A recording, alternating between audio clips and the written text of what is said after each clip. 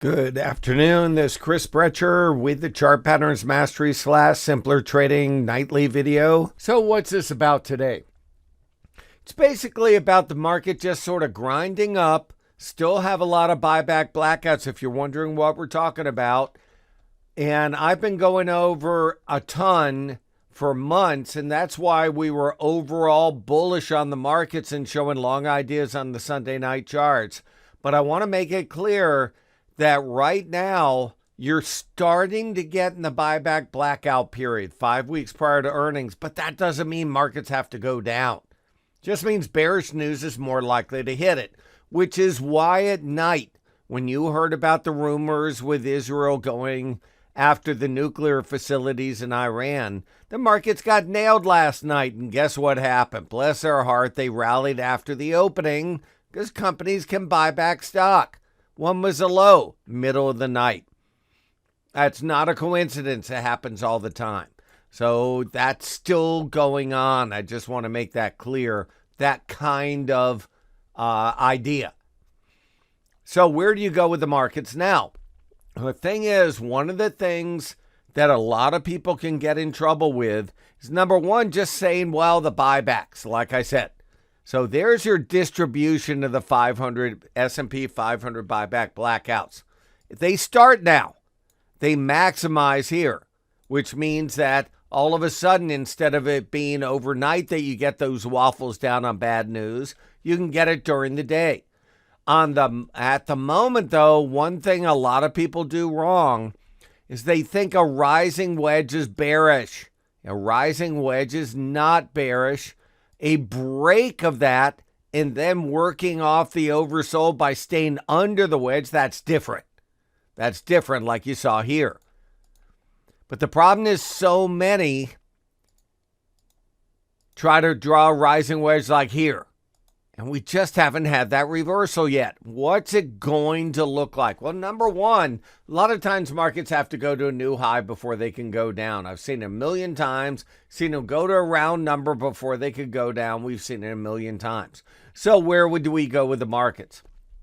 This to me is what the epitome of what markets are going to do when they do it. This is posted right here on Stock Twitch. You got the doji. This is posted before it happened. The indecision candle and the follow through to the downside that broke some moving averages. If you go into here now, though, you're going to see you have no doji, no indecision candle, and no follow through to the downside. Probably one of the ways you're going to see it is to find a short-term moving average crossing another moving average. I'll show you, for instance. Let's see if we have it in here. We used to have it in here where we had a chart where we had some kind of crossover kind of thing. So all you're doing in there is looking for those little arrows where you get like a crossover.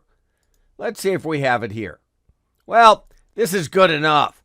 This is from just show you what we're talking about. The crossovers. So just go into here, though, and edit the studies. And you're going to see it's the 9 and the 20. Isn't that cool? So you go into this, and you're going to see on it not a 1 minute a daily. You're still in the green zone. You haven't crossed. Isn't that cool? The green zone. How about Allstate? The red zone. Yep, you cross. See the arrow? There's your arrow. So it crossed to the upside here. That doesn't mean, this is just one way. But I just wanted to show you that. How about a Meta? Well, it's been an uptrend for a long time. How about Citigroup? Well, it's still in an uptrend for now. So I'm just telling you, probably the first shot across the bow is going to be if the short-term moving average crosses a longer term, a 9 and a 20. So that's what I'm going to be using, which means you don't have it yet. How about American Express? It's close. It's close to crossing, but it hasn't yet. How about JP Morgan? Not even close yet. That's why a lot of times we talk about it's a better sale on the way down if something crosses. So keep in mind the ALL was a better sale at 205 than 2010 because that's a quick 10 points. You had the direction right, and it worked. Even here, you're going to see that you never got the short-term moving average to cross the 20. It's amazing how that works. So I hope you've enjoyed this. What do we do the next couple of days? I think we just look for like setups, and we haven't had a lot yet. Take care. Have a good night. Good afternoon, everyone. This is Chris Brecher, and I'm Senior Managing Director of Stocks at Simpler Trading. Thanks so much for watching this video.